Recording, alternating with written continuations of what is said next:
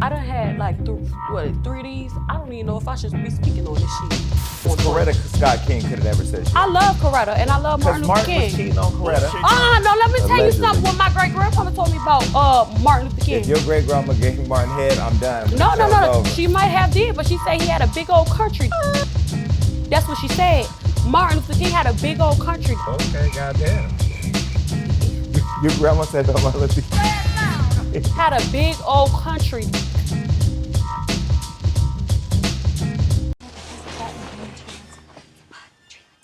Who are you? Talent scout. Come in. You know, I don't just like trees. I'm an actress as well. Ooh.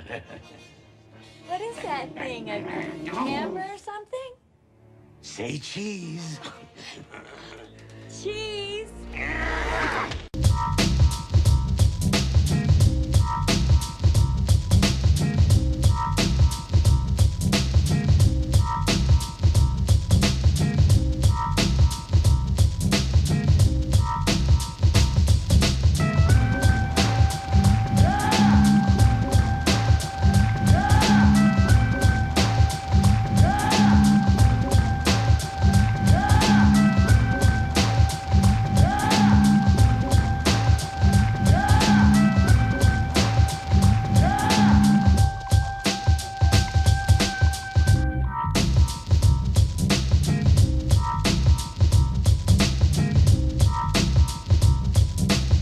The rancid smell of clout chasing at its sloppiest.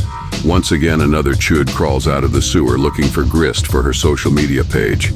I gotta say, we just don't do enough for our elders these days, and we have no respect for history. This is why I can't support that fake outrage around what the minority majority calls critical race theory. We've had enough time to see what the children look like without a formal education. This is the social media generation, and everyone gets their information from a phone or a laptop. I know it's done on purpose, and I know this shameless disease-ridden bottom feeder is just doing what comes natural. I gotta be honest and say that we really don't gatekeep the image of our icons and leaders because their relevance has been dulled by propaganda, a silent war, and the latest doodads. Some people might want to blame it on rampant consumerism or the fact that everything has become homogenized in this day and age, but I want to blame it on plain and simple laziness. Back in the day when you were a kid and you did something disrespectful, your mom would slap your lips off, or your grandmother would slap your lips off, or your father would take you to the woodshed. Can you see someone doing that with this disgusting excuse for a woman? Her clout chasing makes me ill, and a lot of you probably feel the same way, and I bet a lot of you say that we shouldn't talk about it, but that's what they want you to do. This constant drumbeat of ignorance and malfeasant behavior is designed to dull your senses and make you turn over and go back to sleep. It's supposed to make you so lethargic so you don't pay attention to what's going on and you just become susceptible to suggestion. They've been doing this for a very long time and they're getting very sloppy at it, which explains this excuse for a woman.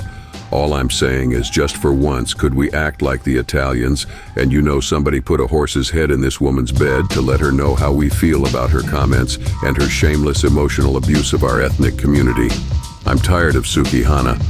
I think she needs a horse's head in her bed, but I'm afraid of what she would do with it if someone had the nerve to even do a thing like that. We all know that there is no soul in this woman to speak up, and we know that the devil is a liar. Sometimes he uses lies to hide a blatant truth.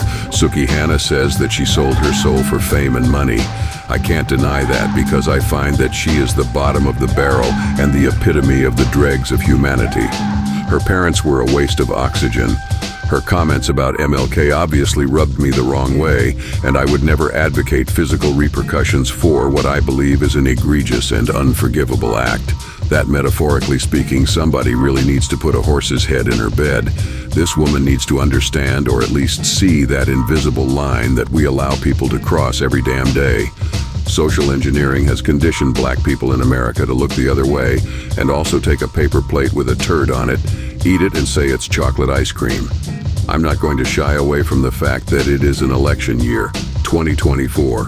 It's right before Black History Month, and all of the ops are just teeing up for what will be a tumultuous rest of the year up to and including Election Day. I hate this time of the year because that's when we see the most cooning and buffooning. All of the porch monkeys take their masks off and buck dance for the minority majority. To say Suki Hana has no shame would be like saying water is wet and the sky is blue. As far as I'm concerned, she's a walking organ donor. She's below basic and substandard, pretty much subhuman as well, with nothing between her ears.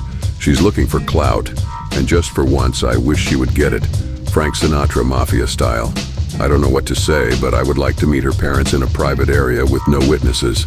I'd like to know who is responsible for this waste of space organ donor, and I would like to know what conditions in her environment caused her to be this way. The minority majority is stuffing and forcing these subhuman dregs of humanity down our throat at every turn, while telling us we're toxic masculines who should just want to be with a counterfeit woman and bow down and kiss the rainbow. A lot of people say she's a troll, and I believe that, but in my own way. Suki Hana is a troll for real. Just like you say in the fairy tales, except that this troll is cosplaying as a garish parody of a black woman.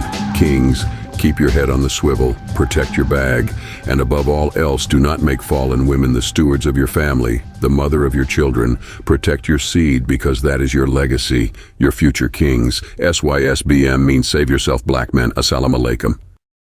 You've been taking orders from me.